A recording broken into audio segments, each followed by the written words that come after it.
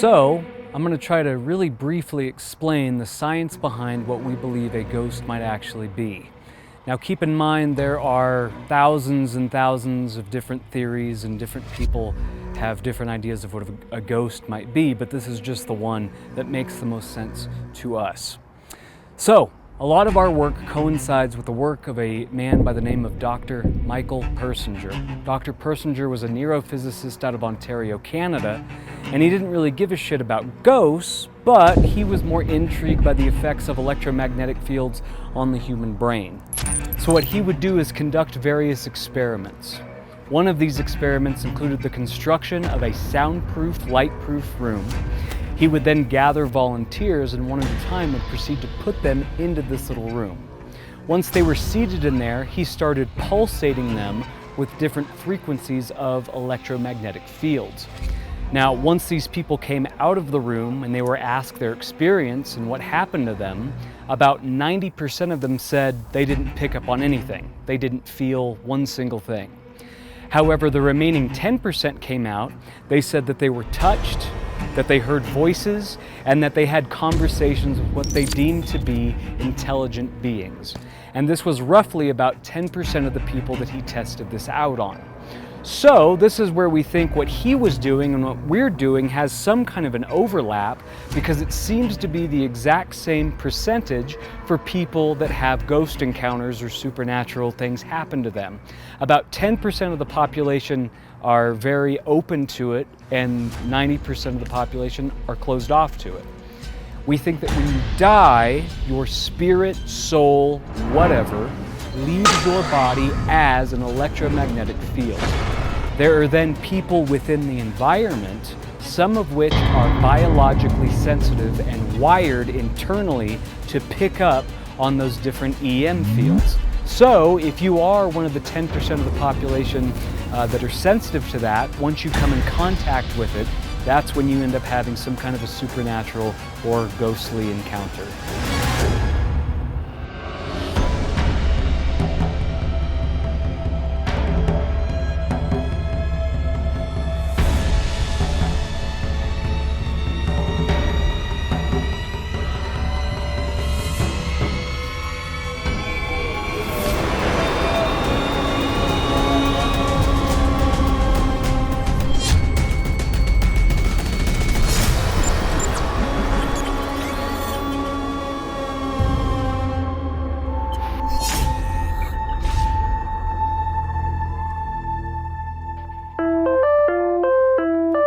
All right, so this time around, I think we're going to have a lot of fun on this particular excursion. Not just because it's the Painted Lady, but we're bringing some friends along, which is why you have your better half with you, Tommy. Yeah, wife. You might remember her from the episode that you just watched at St. James, and as always, Mr. Jordan Jonas. He's an apparition right now. We've also got the ward. We've got the ward himself. Jesse Heron is going to be joining us, and his neighbor Samantha, who is a psychic, and was with him on Ghost Adventures. I don't know if she was on Hotel Paranormal, but let's talk about that. Like, this is a very famous, very newly famous. So the Painted Lady was bought by Jesse 7 or 8 years ago, and he's restored it. He loved it, and he turned it into this thing. And within its 7 years of business, he's been on Ghost Adventures, Hotel Paranormal, Psychic Kids. He was narrated by Dan Aykroyd, Tommy. Ray Stantz narrated his story. As I'm wearing my Bill Murray shirt. That's pretty amazing. But from what I understand, there's good reason, because if you watch any of these episodes, there's a lot going on there, supposedly. Yeah, so tell us a little bit about the history. All right, I'm getting my water.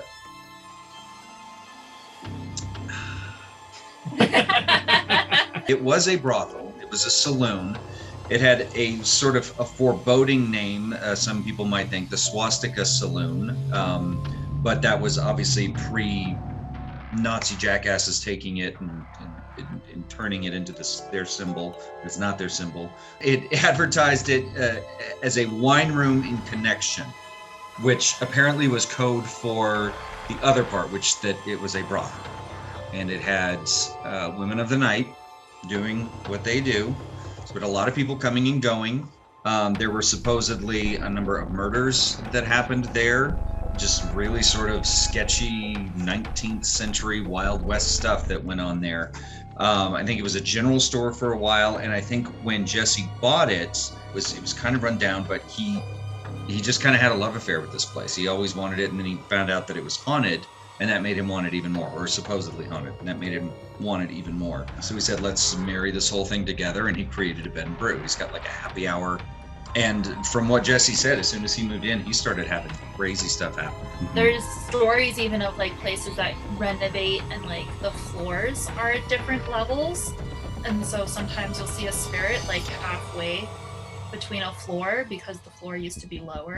Oh, wow. Like that. So yeah, there's definitely things that happen with renovations. I think that would be even more terrifying than seeing a full body apparition, seeing A torso. a torso coming towards you through the floor. It is. If we see that on this investigation, I'm piecing out. That's all you guys. It's like in Return of the Living Dead, there's a scene where there's like a little zombie that doesn't have legs and like sort of it's like scurrying along the ground after the guy. That's what it This reminds me guy, where's he going? So Yeah. it'll be interesting to see what we get. And we're bringing a psychic with us this time, which we've never done. She's neighbors. I guess they've lived there for a long time, and it's actually Jesse's neighbors. So she's got quite a bit of history, I think, with the place, or at least knows quite a bit of the history of this particular building. So yeah, I think it's going to be really interesting. I mean, just the fact that we get to kind of hang out on Jesse's property and hang out with Jesse for the night, I think it's going to be a lot of fun. But I know for a fact if we dangle Jordan in there, spirits are going to come out. It happens every time. He's our ghost bait. Anyway, I think it's going to be an interesting night. It'll be an interesting investigation. We want to go in and see if we can't catch some scary. Bet we will. I bet we will. All right, Chad. Well, I guess we'll head out. We'll see you over there. We'll see you over there.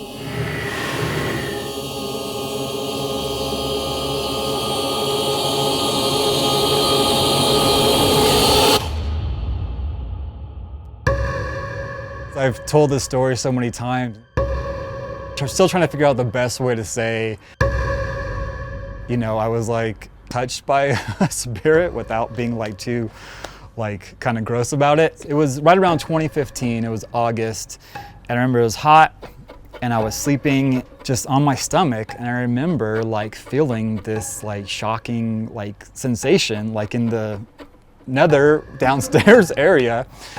And at first it was like this, whoa, like what is this type of thing? Not in like a friendly way. It was just this like almost like an electroshock type of thing.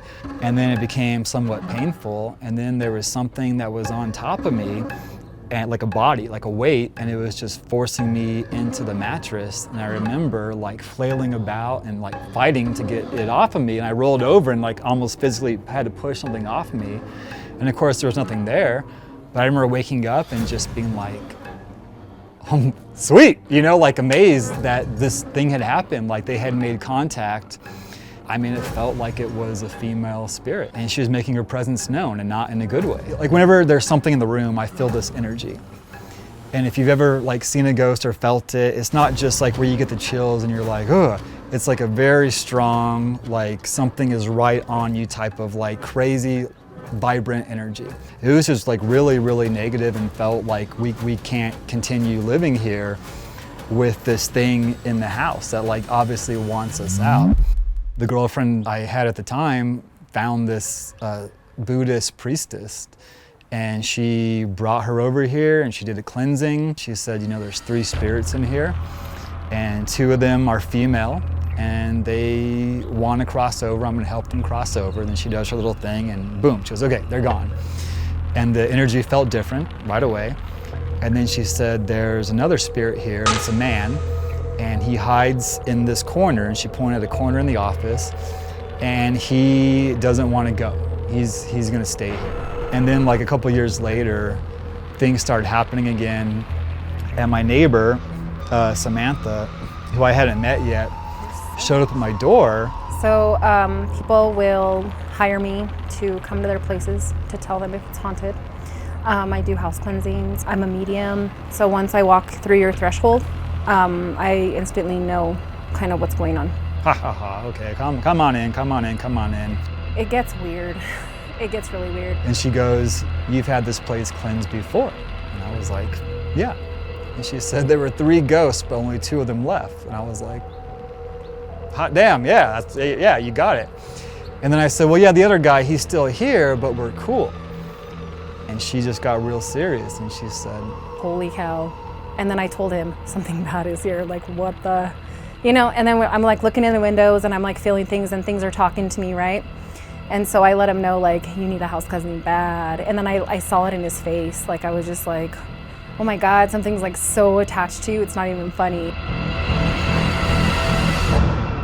She said, the longer you let it stay here, the more power it's building. This thing, and I knew it was demonic right away, like it looked horrible. It was big red eyes and it was like dark, but it like hides in the shadows. It went up to the window and it was like, I watch him while he's on his computer on that chair. And she said, and when you're not here, he's tormenting your dog and he's aging your dog. And I was like, you know, you can mess with me, but you're not messing with my dog.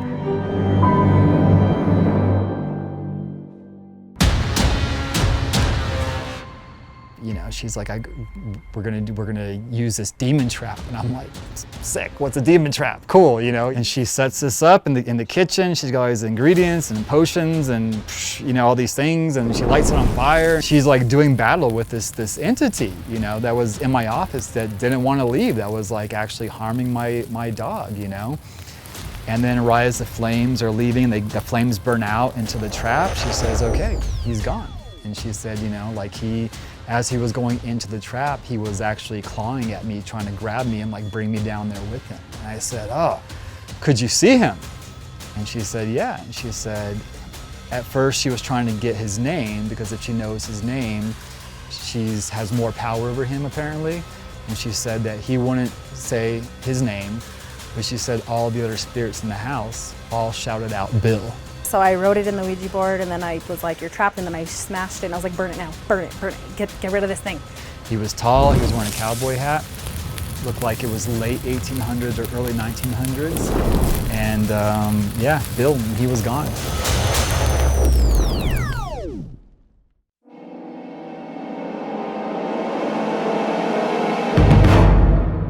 Tommy, what is that?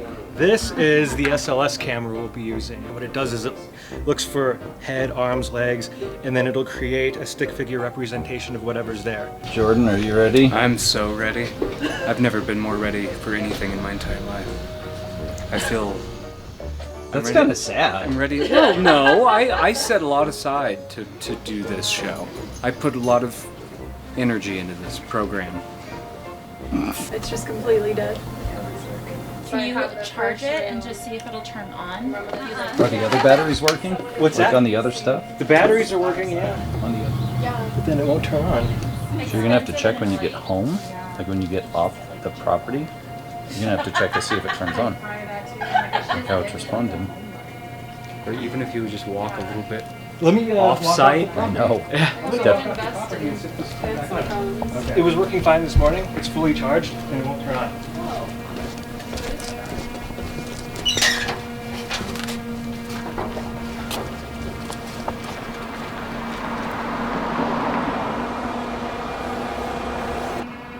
It just turned on. It just turned on. Oh shit. It just turned on. So we tried firing up our gear inside the Painted Lady on the property. It wouldn't turn on. It was just as if the battery was dead. So what we did was we went and hooked up the USB charger and plugged it into the wall, and it was telling us it had a full battery. Still wouldn't turn on. I held there's the power button. I held the power button down and it was just dead. No response. We just walked outside of the gate. We are just right off of his property line and it turned on. I've never had that happen before. That's some scary shit. What do you think of this? I'm tingled. Yeah. I'm tickled. Has this ever happened to you Because before? I didn't think that was going to work. Wow. So I don't know what that's about. We need to go talk to the Houdanetta, I guess. Yeah. As soon as we went outside, it turned on. No. Why don't we step back outside? First of all, sorry. Sorry. That's why like I don't even invest in ghost like hunting equipment because I break it. Not even like I don't drop it. I'm very careful with it, but I drain it. So I'm all. Does anybody got a Ouija board? Yeah, it's usually it. So we're going in the 1-bedroom Lizzie suite here.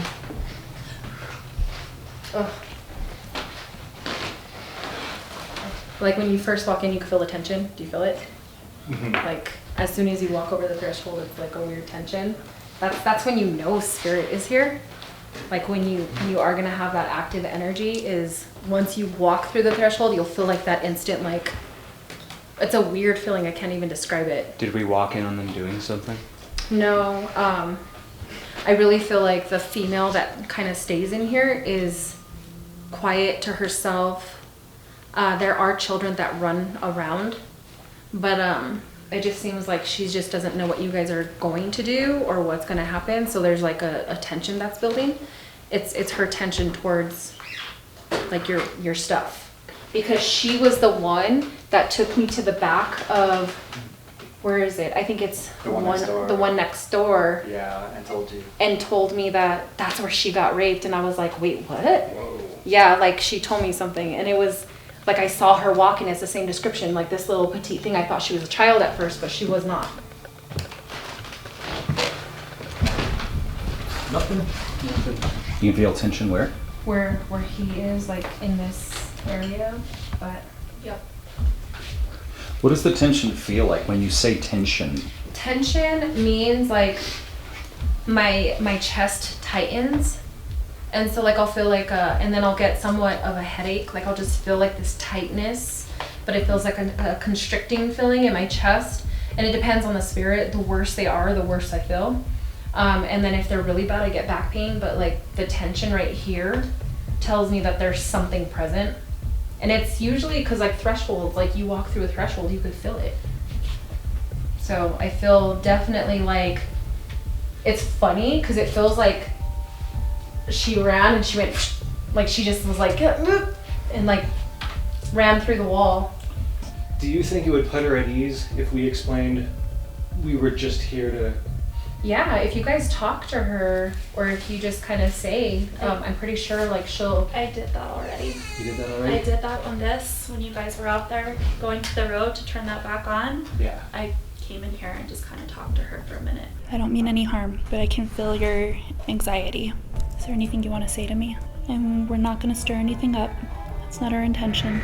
Did you feel anything when you did it? The anxiety that I was feeling definitely dropped down. I can still like feel a little bit of it, but it did drop down. How do I explain it? It's like when you turn on the light and all the cockroaches scatter. Mhm. It's like that. They're kind of doing that right now, where they're like, I don't know.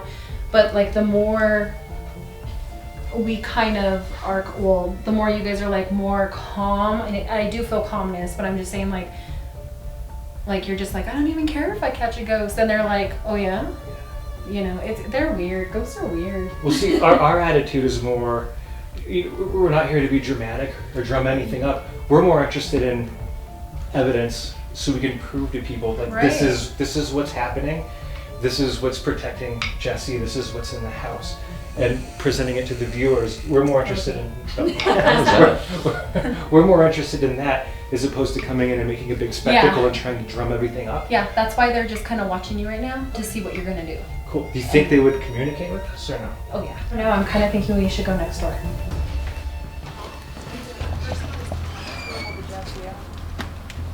So I'm wondering if you do the spirit box in this hallway. What are you sensing right now? Well, this one's always kind of a little bit louder, but I think this is the room with the blood stain, right? Mm-hmm. Yeah. Underneath the couch in that corner, yeah. There's a few. Okay. So what we'll do then is we'll see if they can interact with the REM pod. So what I'm going to do is I'm going to set it up right here in the threshold. And if you see right above the threshold, they have some writing up here. You know, over every doorway and window There's like written in chalk, like a spell that's supposed to protect from evil entities entering, and it allows the good ones who are inside already, they can leave if they want to, but allows them to stay. Threshold. Have Jordan talk to them through Double the responsibility. You want me to ask the first question? You're up, Loverboy. Okay. Is there anyone here with us in this hallway this evening? Anyone that feels like speaking? We're not here to hurt you. We're not here to be intimidating at all. We just want some sign that you are here with us.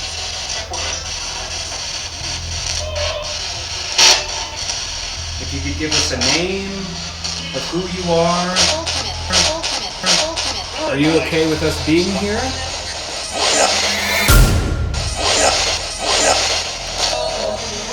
Yeah, it said yeah. This shut off.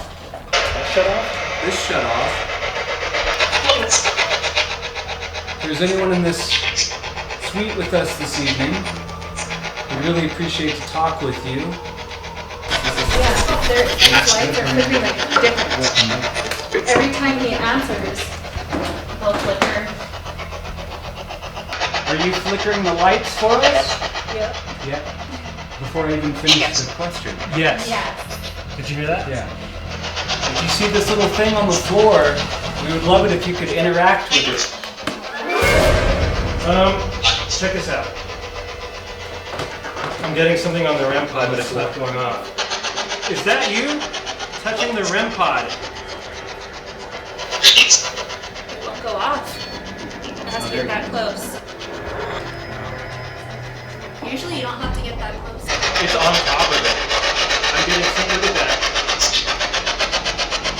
Are you right here in front of us? Are you laying right here on the ground? Yes. It's laying on the floor. I got it on the SLS camera. Is that your blood in the living room? Is that why you're writing around on the floor? It is crawling along the floor right now. I keep getting a headshot wound, and I keep feeling someone coming, like falling to the floor over there, and he may have gotten stabbed here and then died over there and got shot. Do you think there's a specific reason though? He's right in the threshold of this doorway. Because I think he got stabbed here, fell, got up. It said stab. It said stab. Wow. You said that. Wow.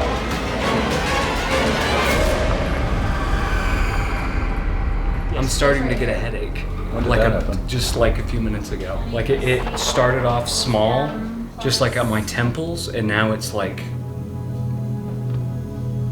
I'm starting to get a headache. The pressure, that tells you that there's a spirit trying to latch on. So he was trying to talk to you. You turned the radio down on him, so now he's attacking. And so he's like, "Hey, bastard, turn Yeah. the radio down. I'm trying to talk wasn't to done. you." Yeah, I'm just like burning up all of a sudden. You okay? You want some water? Yeah, Doing okay? a little better. Wow. Yeah, because I immediately just like, at first it felt like flush, and then it just started like throbbing. Don't take that out of context.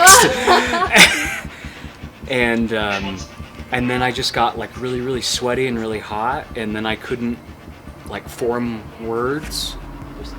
And just completely like disassociation. Definitely what happens is if a spirit is low vibrational, they'll attach themselves to you and they try to, like Winifred Sanders, the child, like try to like siphon all of your energy, so then you get depleted like that. And that's probably what he went through, is like he was fine, and then that drop of energy, because that spirit energy obviously attached itself to him. Just to reiterate, and it's something we already knew, Jordan is ghost bait. Rattled. Yeah, I could tell. Yeah. I'm shook. My bones are rattled. And about 6.5 years ago, when we were doing the renovation, we were pulling out the shag carpeting and all the renovation that somebody had done in the middle part of the 20th century. And the guys that were here working on the floors were, you know, re-sanding the floors, and they said, hey, come in here, there's something we can't get off the floor, we want to ask you some questions. And I was like, okay. And so they were showing me the stain on the floor, and they said, you know, it's not animal, it's not a dog or a cat. They said, you know, like, what's the story on this place? And I told them the background about it being a brothel and saloon, and they both just looked at each other and they go, yeah, it's blood. And they were like, do you want us to get it out? And I'm like, no, you leave the blood for sure. You know, like, that's super cool. So what I'm seeing, like, this door's wide open. It's another time. There's a man, he comes in, he's dirty, he's angry. He comes in, this guy comes in, he's stumbling, putting his pants on. And they start fighting, and then this guy comes at him. They start arguing and fighting. He gets stabbed like twice, falls to the ground. He gets up. I think he's running over here for a gun or something. He's running. Oh, it's flickering. He's running, and as soon as he gets down, I see like his head, and then boom on the floor. Because I was wondering when I was standing here if it was his blood. And that guy took off because I could also hear horse. A horse. So this is an old murder. Yeah. Is it just more residual right now? You're just getting kind of a replay? Yeah. And do you think that was him trying to show himself on the SLS camera, riding around? Well, yeah. the threshold? You asked him to show, so he showed you. Yeah. But it's almost like he can't get off the floor. Doing it again. It's because they want to talk. I'm not done with you. Yeah. Like they were kind of like when you were And standing like in there. response This is like to some of the intelligence. messages. Flickering, yeah, Yeah. versus just. So when we asked him to show himself, and we got the stick figure via the SLS camera right in the threshold of the door where you said he was stabbed, right at that exact moment, these lights started flickering. Well, when you guys were trying to talk to him, she was in here and you guys were asking questions and the lights were responding. And then when you guys said show us, then that stopped completely. And then all of a sudden you picked up that thing. So I'm wondering if he crawled over there. From here. Yeah, because like I'm standing there and Jesse's there and I'm getting chills and Jesse's getting chills. And then all of a sudden you're picking up on stuff.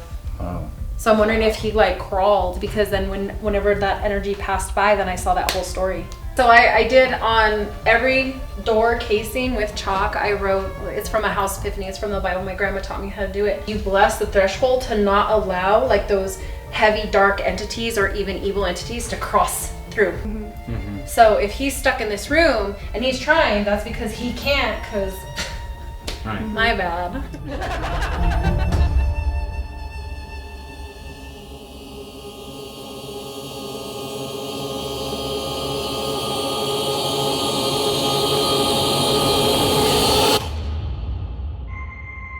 I remember being in the bedroom sleeping and hearing this whooshing noise, whoosh, whoosh, from my headboard. And it was like this portal or something had opened up in my bedroom. Against the blackness of the room, there were these weird shapes and they were just swirling in a big vortex around the room. It was like this portal had opened up right in front of me, and I'm just sitting in bed like peeking at it as my eyes adjusting to the darkness of the room.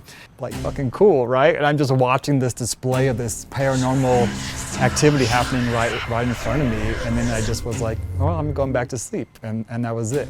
Then we just kind of worked our way from the back all the way to the main problem, and that's when it got like rough. Something came down the hall into the bedroom. It crawled up one wall, crawled on the other one, and then came down on me when I was sleeping, and it felt like it was trying to get in my body, like it was trying to possess me.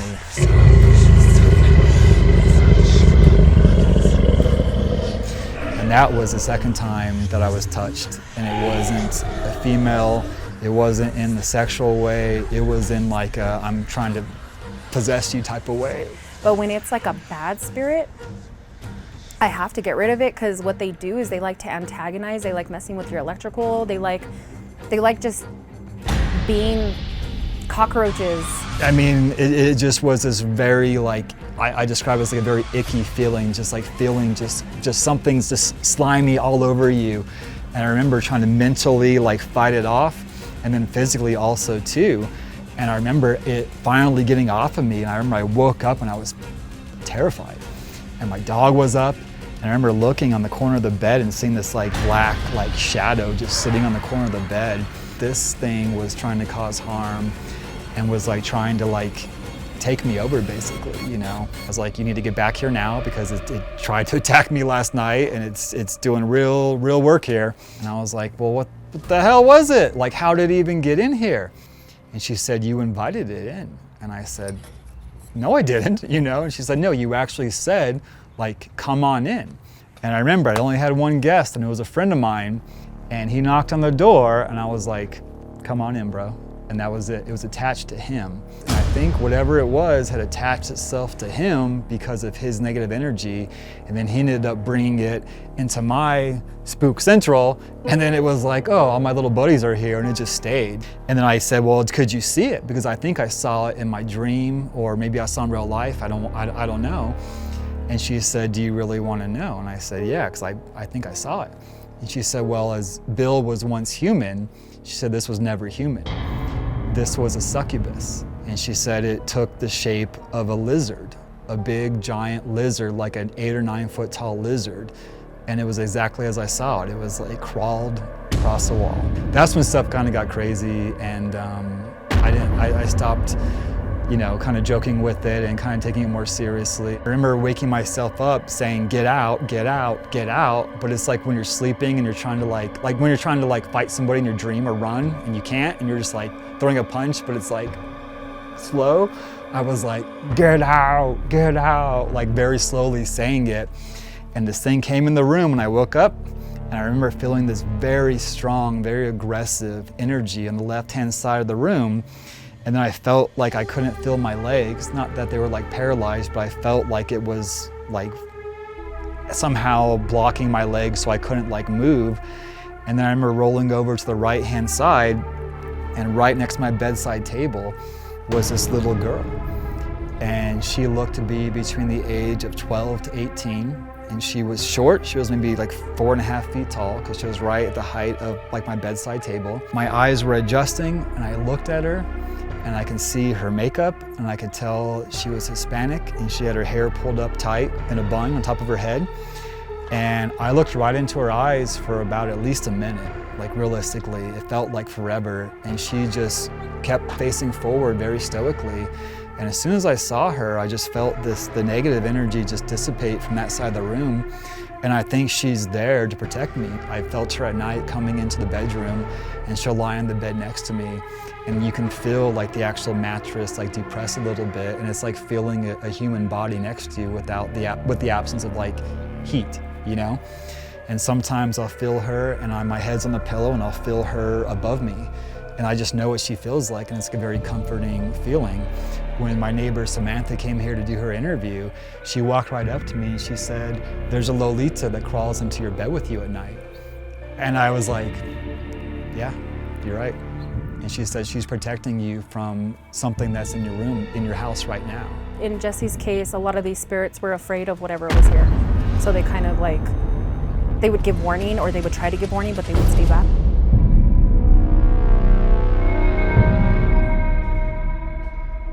There's something right next to Jesse. It's like trying to get into that room. It's right on that door. No, this one right here. To us. Oh, it's gone. Yeah, it was right here, and then the screen just died. Wow.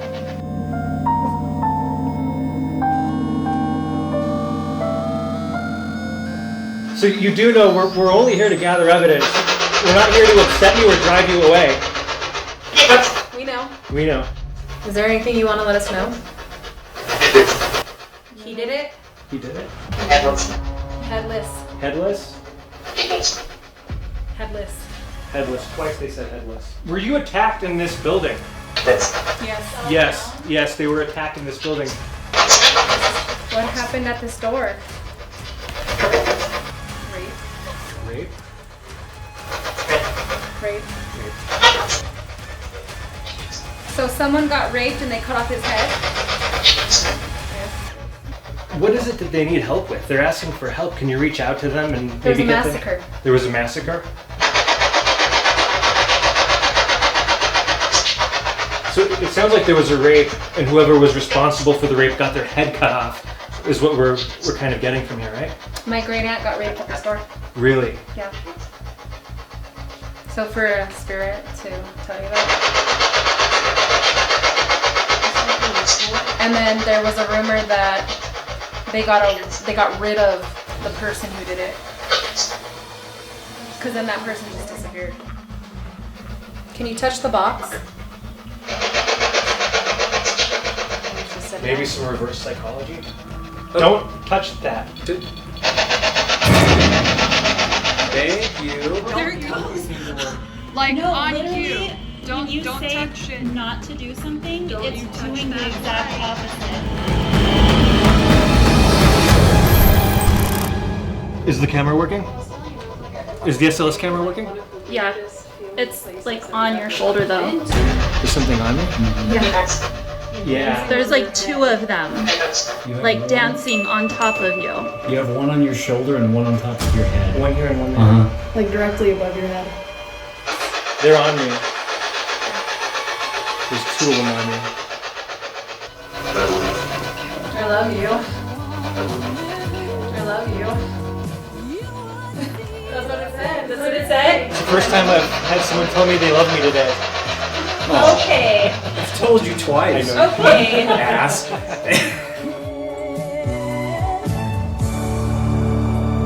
How are you feeling? How's your head? I feel better now. Yeah. I mean, it's lingering, but I don't feel like overheated anymore.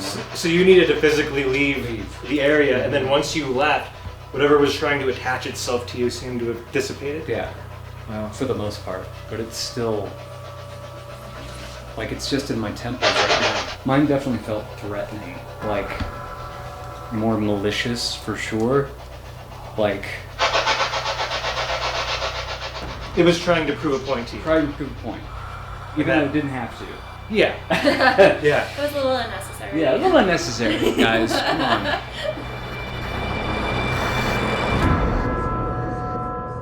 You want to interact with me while I'm standing in front of the door?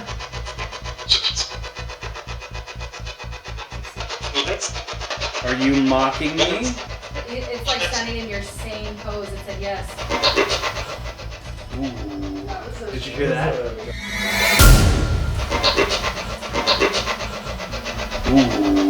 Did you hear that? Very sound. Demon sound. That was a very deep male voice. There was like a struggle on the floor. And it's gone. Just like that. I think part of my soul left my body for the filming of this episode. Yeah, that was a little intense, right? Ooh. Because I feel like when this was a brothel, I feel like this particular room was kind of like the back door was like how people would get in. Okay. So I feel like that back room definitely has a lot of energy.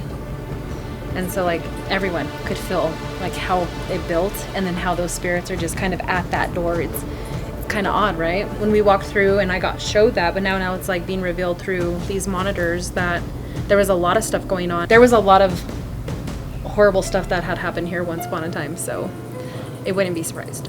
Look, the lights are going crazy now that I'm talking about it.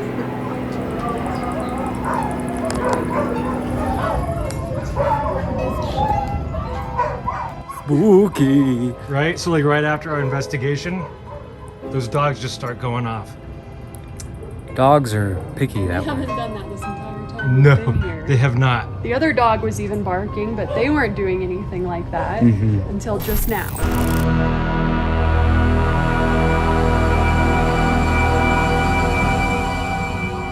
But it had this great undiscovered kind of roadside history that, you know, had kind of fallen by the wayside. I knew that it had this great story to tell. I knew that people would want to stay here, and it felt good saving kind of like a New Mexico treasure, you know. Even it being, you know, a brothel and saloon and kind of a place of ill repute, as they would say back then. But other than that, it's an exciting place to live, man, you know. Got all kinds of crazy stories.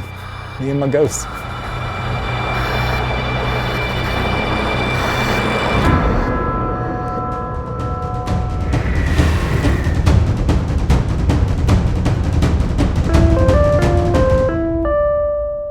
So, that was an interesting night. Little bit. Was an interesting night. I have to say, of the various stuff that we have shot, the various stuff that we have, I don't think, like, looking behind the lens, that I have ever seen so many things going on at one location. Yeah. Not in Madrid, not in Old Town. Like, there is definitely something at the Painted Lady. Yeah. Some things. And some things, yeah. Sure. Several, but the thing I still can't wrap my head around was right out of the gate, the SLS camera not turning on. It was fully charged. As soon as we walked off the property, it fired up, no problem. So I genuinely don't have an explanation for that. But you tried it before we walked out on the sidewalk. I mean, you tried a few different, it wasn't like, oh, it's just sticking. Like, you tried a few different ways to get it moving. And then it was like walking away from Samantha, who, like, she admitted, she was like, I drained batteries, I have that, like, it happens. Like, moving it away from her, moving it off the property. It just, that's the thing. Yes, it could be coincidental, but that's really crazy. Like, to the point that I was like, you've got to be joking, Tommy. Like, are you vamping for the camera? Are you acting? No, it was. He was so hurt because that's his, like, favorite piece of equipment. So he was, like, so hurt that it wasn't gonna work. Jordan kind of had a reaction when we were in Old Town. He felt something, and it kind of spooked him. I've never seen, like, a thing. We haven't had an incident where I was genuinely like, dude, are you okay? Like, like, when I turned around and saw him, he was getting a headache and getting hot, and that was a little scary. Yeah, it was like, okay, this is not, like, that was honestly very scary to me. I thought we would have to stop filming the episode. Samantha said it best. It was trying to latch onto him and suck power out. Maybe in the same way whatever was there was trying to suck power out of the camera, or whether it was Samantha. But something definitely attached itself to Jordan. He got pretty sick. Yeah. It was crazy. As you're looking through all of this through the lens, like, what's going on? Well, I mean, it was like, there's where do I look? It's like that. It's like when you're watching a scary movie, sometimes the scariest part of the scene is what's not in the scene. It's like what's just out of frame, and that was kind of the thing of, especially, I think it was really interesting having Samantha there and having someone that could see things or experience things that we have not been able to, and get an understanding of this presence that is there. So honestly, for me, it was her testimony. It was what she was talking about, the lights flickering, and yes, of course, that could also be explained in one way or another, but there seemed to occasionally be intelligent responses. It wasn't just, there were a few times, and again, all of this could be coincidental, but it just, to me, I'm like, there's just too many coincidences to say she's making it up. It's just this, it's just that. It's not. I mean, I believe that she was experiencing something. I believe that building has got a lot of history to it, and a lot of negative history, brutal history. This was probably the creepiest experience, us doing the show now for, a little more than a year. This has been the creepiest one that I've been a part of. Right. Yeah, and speaking of which, how about that demon box? Just great, like the fact that it was there too, that it's like, oh, Jesse's just kind of chilling. Why didn't you lock it away like the Warrens? Like in its own Annabelle case. In the river. It's something. Take it to the church and have the priest like get rid of it or something. Right? But he's all, I just got it sitting here with my chicharrones. Want to see a demon box, guys? Yeah, and that's the part we didn't really include in the episode. I don't think we actually shot that portion when he mentions the demon box. And if you just, as you just saw in the episode, it's the tray with the flames, and she sucks the demon named Bill in there. Well, he's telling us the story, and he goes, oh, I've got the demon box right here. I know. And we're like, what? And he turns around, and it's just like sitting on his washer and dryer, and he takes it out. It's in this plastic container that's labeled demon box. Yeah. And he takes out the tray or whatever it is with the salt, and he just hands it over. He goes, "You want to hold the demon trap?" And I'm like, okay, sure. This is a lot different than the ghost trap that they use that like goes along. Much different. Yeah, I love it. He's probably got it like demon box Christmas decorations, like just the boxes that are labeled right there. You know, again, I think at the end of the day, it's such a Burgueño location. You know, it's like kind of rough around the edges. It's got crazy history to it. It's kind of funky. It's fun. It's, you know, likes its beer.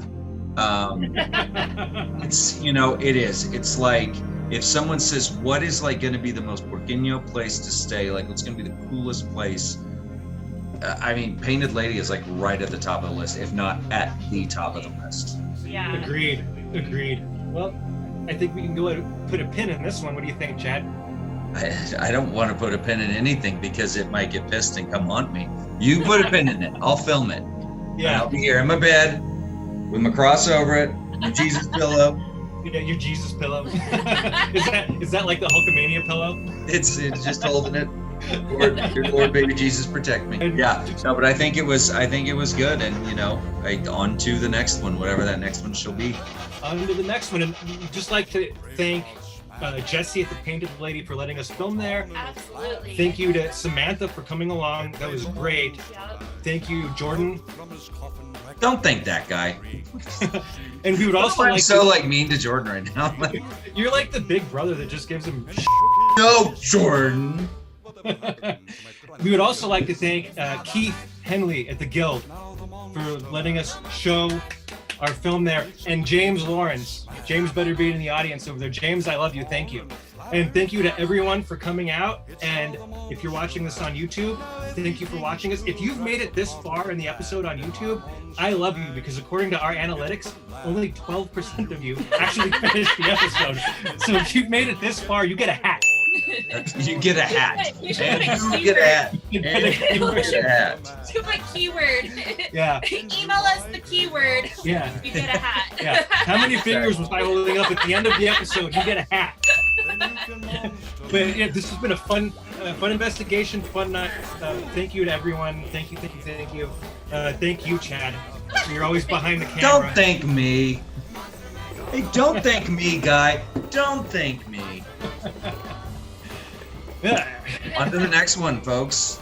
On to the next one. All right. Happy Halloween, everybody. Happy Halloween. Happy Halloween. See ya.